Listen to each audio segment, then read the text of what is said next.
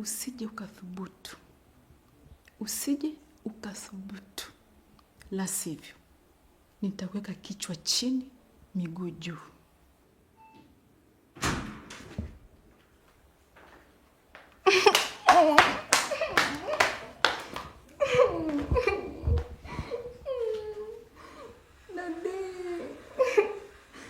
Tena nifukuza na naambia niondoke. Semeni, chunga sana mkono wako. Sitaki urudie kumpiga huyu mwanamke. Naomba umheshimu na utambue kuwa huyu ni mwanamke kama wewe. Huyu ni mke wangu. Sio mchepuko, ni mke wangu. Kwa hiyo sitaki. Chunga sana. Ukitaka kujua upande wangu wa pili, nyanyua mkono wako, mguse huyu. Mwenda wazimu wewe. Daddy, niambie leo unataka kula nini baba? Maana leo nataka niingie jikoni kwa ajili yako. Nimemisi sana vyakula vya kwetu. Nahitaji ndizi na nyama. Basi sawa. Wewe nenda kaendelee na kazi baba. Alafu mimi naenda jikoni kupikia. Nahitaji nikapike nawe pamoja. Daddy. Thank you.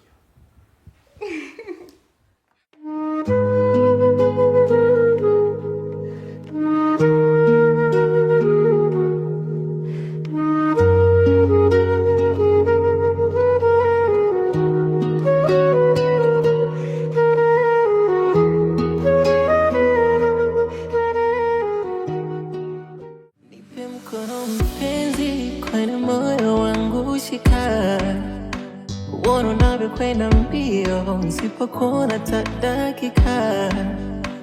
Uniliwaze kwa tenzi za mapenzi ukipita. Show me meaning for mapenzi, mapenzi, mapenzi. Love me again, love me again.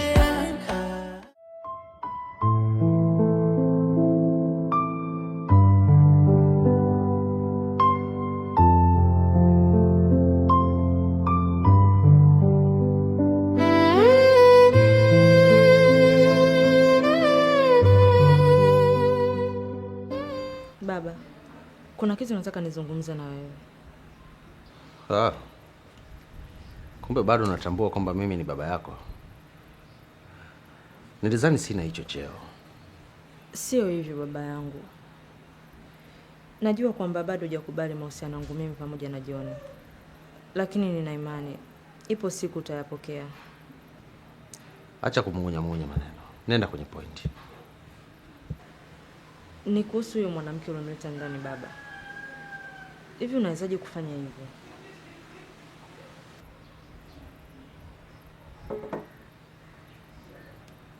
Sandra, wewe ulimchagua John mbele yangu.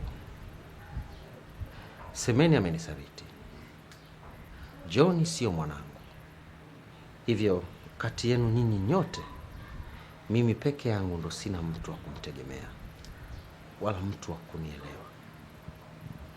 Hivyo basi, naomba mniache na maisha yangu. Ninachokifanya nakijua vizuri na natambua. Hivyo basi, nyinyi wote ni watu wazima. Na mimi kama baba, ndio maamuzi niliyochukua. Nimeamua kutafuta faraja yangu. Kwa hiyo sitaki kupangiwa na mtu yeyote. Lakini baba, hivi ulishakaa ukamchunguza huyo mwanamke? Au umefanya maamuzi kwa ajili ya hasira tu? Yule ndo mwanamke ambaye nimemchagua mimi. Hakuna mtu yeyote wa kunipangia. Mimi ndio mwenye maamuzi. Ila naomba ukumbuke jambo moja. Kamwe sitoruhusu wewe na John mkawa pamoja. Wewe inatakiwa uolewe na King. Na hiyo mimba mimi siitambui. Inatakiwa itolewe.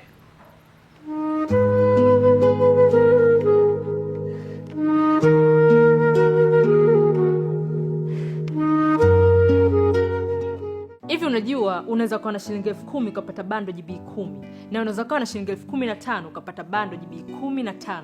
Ndiyo, hayo ndo mambo ya Chris Bundle. Kinachotakiwa ni kuwa tuna line ya Halotel. Na kubwa zaidi ni kwamba Chris Bundle kifurushi chake kinadumu ndani ya miezi 8 na utaratibu wake ni rahisi kabisa.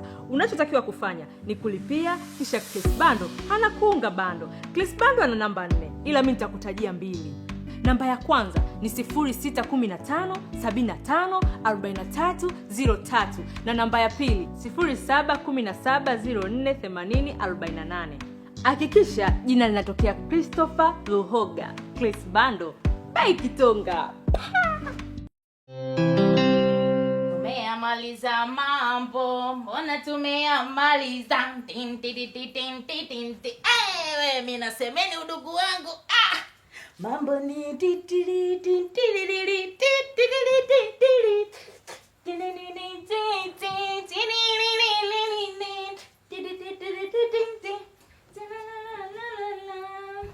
tumeyamaliza mambo, mbona tumeyamaliza? Wapi shogangu, semeni wewe, mali za Mr. Tano hizo zinakuja. Sasa hapa nitabadilisha furniture, nitabadilisha mapazia, feni mama, nitajimaliza na hizo mali vipi? Tumeyamaliza mambo.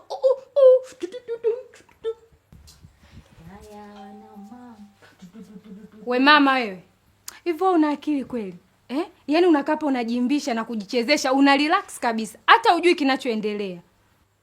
Yaani mimi sitaki hata kujua kinachoendelea kitu gani. Jamani, kwani tuache hata kufurahi? Hebu niacheni mtoto wa watu mimi nijifurahishe, mali za Mr. Tano hizo zinakuja. Ndugu, wewe upo kwa John. Semeni upo kwa Mr. Tano. Haya, niache hata kufurahi. Niacheni bwana.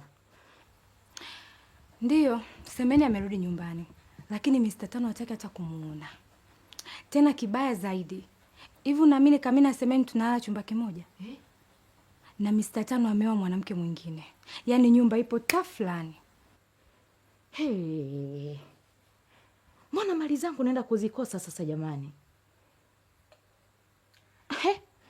Haya, huyo Semeni mwenyewe ana mpango gani?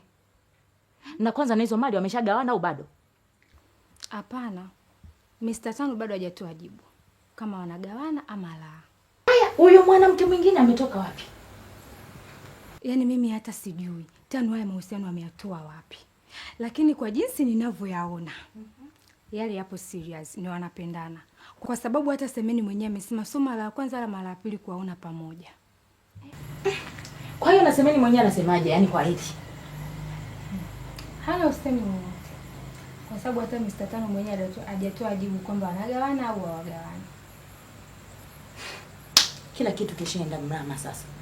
Nilitegemea kwamba mali za Mr. Tano zitakuja mapema. Kumbe Semeni naye chizi yule. Shanimalizia pawa hapa.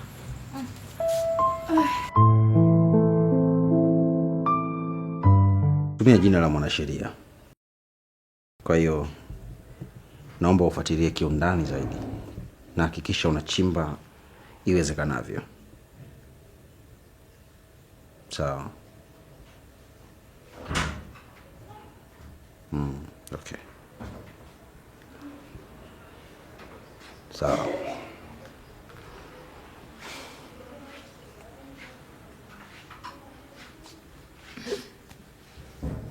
Babe, karibu chakula. Unajua toka asubuhi jala chochote, uko busy na kazi tu. Twende kale. Haupaswi kufanya hivyo tukiwa wawili chumbani. Utambue, haya ni maigizo tu. Na mimi nakulipa kwa sababu ya hii kazi.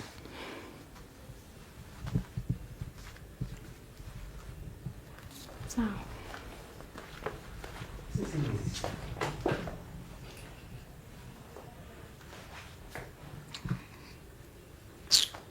Lakini nakupenda.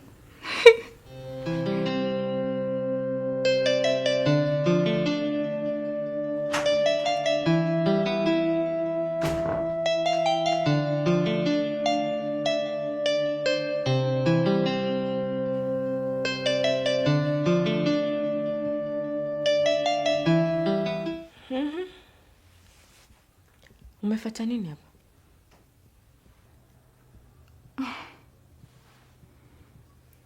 Najua tufahamiani hata majina. Naitwa Naomi. Mr. Tano kaniambia vingi sana kukuhusu. Kwa hiyo Sandra, hapa ndani ukimtoa baba yako, mtu mwingine ni mimi ambaye sina nia mbaya na wewe. Lakini hao wengine wote waliobaki humu ndani ni kama maadui zako tu. Nilitamani mimi na wewe pamoja na baba yako tukawa kitu kimoja. Hivi unaweza kuniambia wewe ni nani haswa? Au umefuata nini humu ndani? Kwa sababu katika kumbukumbu yangu sidhani hata kama niliweka kibango huko nje natafuta ndugu au rafiki. Kitu chingine, kaa mbali na maisha ya baba yangu, kwa sababu wasichana kama wewe na wajua vilivyo.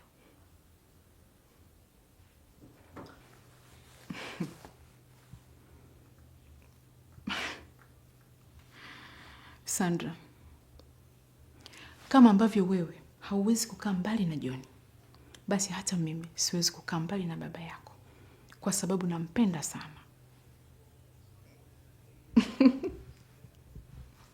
Nisikilize wewe. Kama unataka utoke humu ndani unatambaa, basi ingilia mahusiano yangu mimi pamoja na John. Nitahakikisha utembei hata kidogo. Usinitishe wewe. Yaani nilitegemea humu ndani watu watakao kuja kunielewa, basi wewe utakuwa namba moja. Kwa sababu wewe uko tayari kumpinga baba yako ili uwe tu na John. Alafu ulishawahi kuona wapi mama na mtoto wakolewa na baba na mtoto? Hata Afrika yetu hiyo kwetu haipo. Hata kwa wazungu nadhani vile vile haipo. Usinitishe Sandra. Tena usisubutu kunitisha.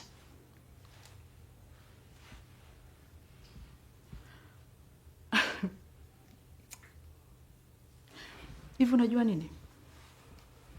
Hata ukimuita hapa Mr. Tano sasa hivi, ukamwambia chague mtu wa thamani kwenye maisha yake kwa sasa, kati yangu mimi, Marikia wa hii nyumba, na wewe mtoto wake, basi atanichagua mimi, kwa sababu wewe umeshakuwa ugonjwa wa moyo kwake.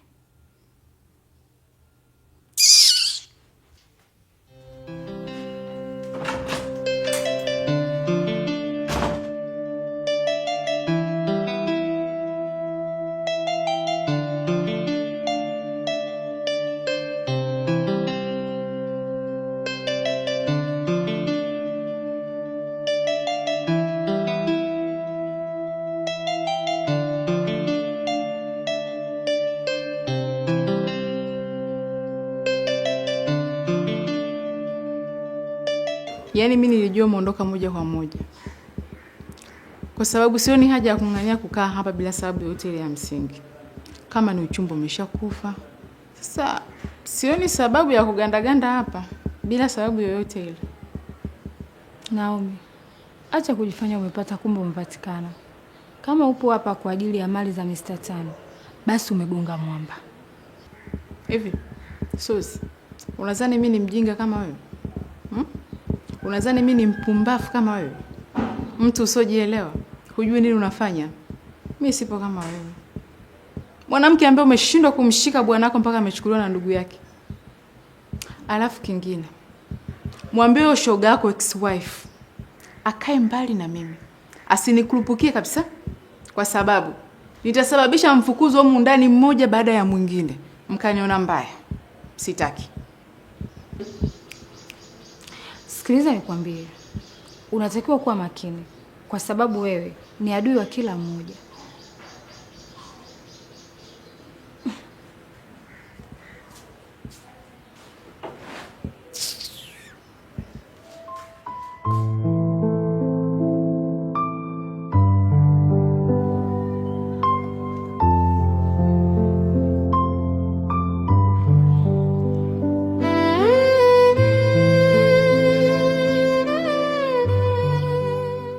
Sema shida yako.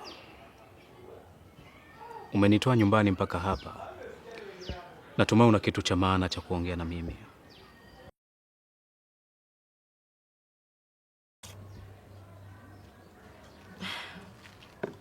Joni, najua bado umenikasirikia, lakini kama mimi mama yako nisipopambana, unahisi future yako itakuwaje? Mimi sitaki watoto wako waje kupata shida. Nahitaji watoto wako waje kuwa na maisha mazuri, lakini pia wasome kwenye shule za gharama ambazo wewe umesoma, Joni. Mama, go straight to the point. Unamaanisha nini?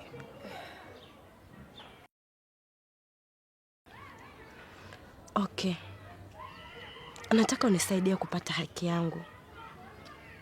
Najua nilikosea, Joni, lakini bado nina nafasi ya mimi kupata haki yangu, kwa sababu kuna vitu vingi ambavyo mimi nimechuma nikiwa na Mr. Tano.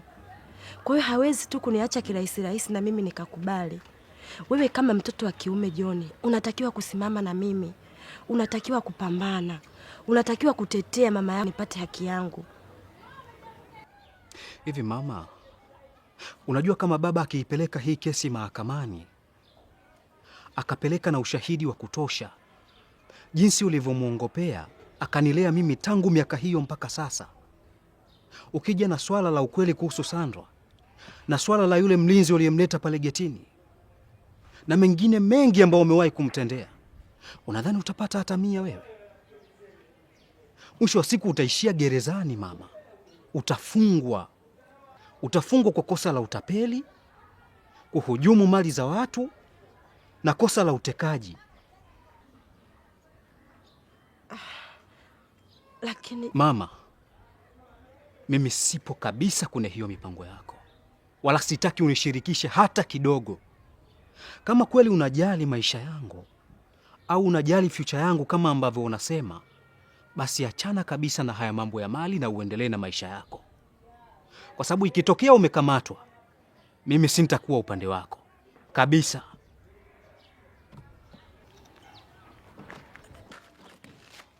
Joni.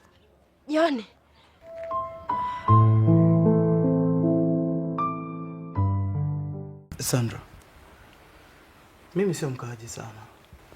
Nilikuja nikusalimie tu kwa sababu toka siku zile hatujawasiliana wala kuonana, na ndio maana nikasema leo nije nikusalimie.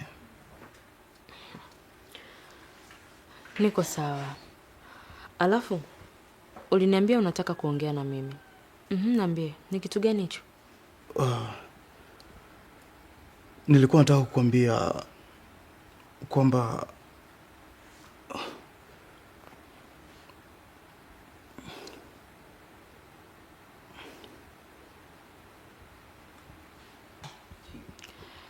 Ken, si uongee? Nilikuwa nataka kukuambia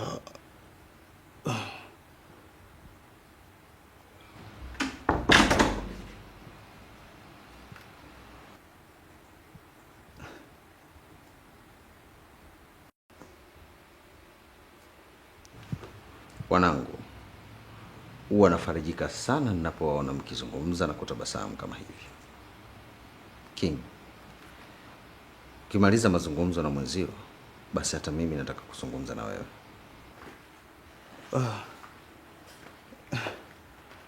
Sawa baba.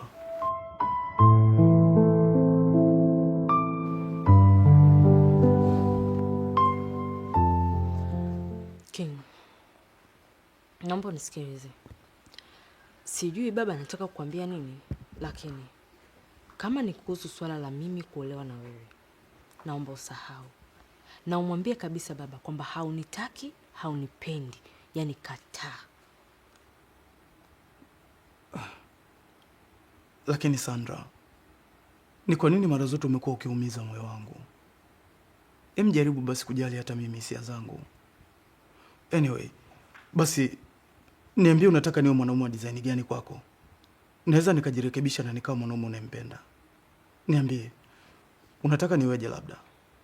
King, kamwe huwezi kuwa mwanaume ninayemtaka mimi.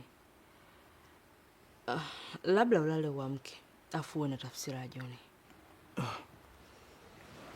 Nakutakia maongezi mema wewe pamoja na baba.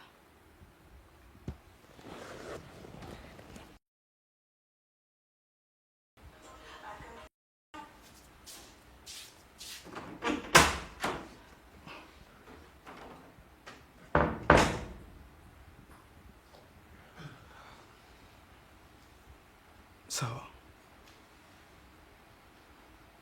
Itabidi nimwambie baba ukweli.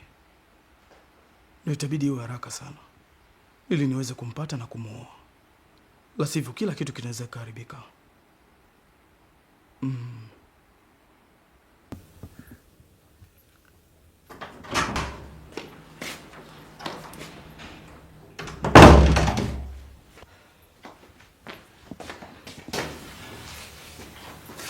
Sandra, nina mazungumzo nawe kidogo.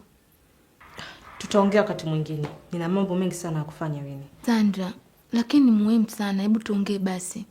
Winnie, nielewe. Niko busy sana. Yaani kuna vitu kibao vinanichanganya. Tutaongea baadaye, sawa?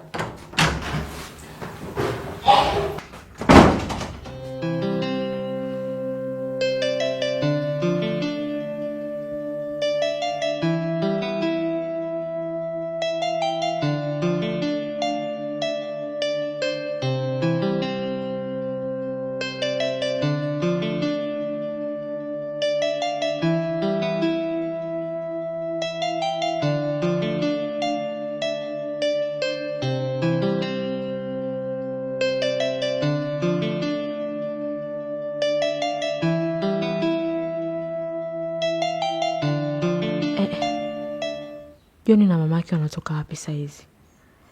Na mbona Joni hakuniambia chochote wala kuniaga?